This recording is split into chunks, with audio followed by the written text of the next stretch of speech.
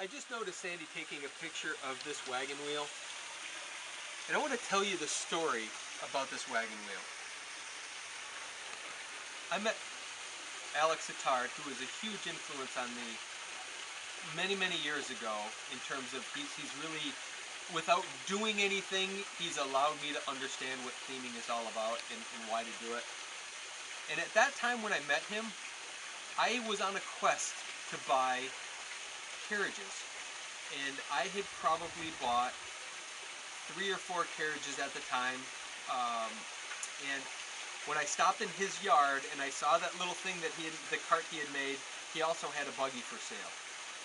And I don't know if I ever bought a buggy. I might have bought a buggy or two from him over the years, but it was the collecting of the things that are really cool that make a difference. And when I brought this out here, I took it off of a buggy I had in my yard, and I used the original nut to remove the nut to remove this wheel off of the axle so that it could live here, because this is the right place for it.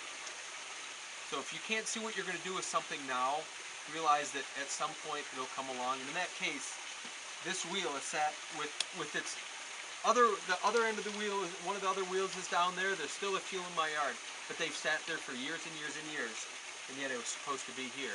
So I used the tool, the original tools, to take a buggy wheel off so I could get it off that day that I brought it over here to rest it against the wall.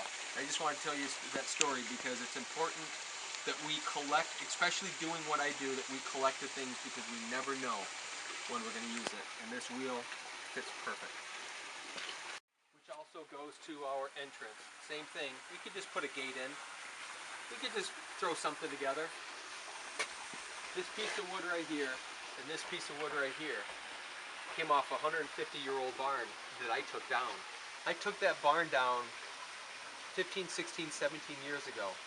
Yet I kept this piece of wood and I kept this piece of wood so that we could create an entrance.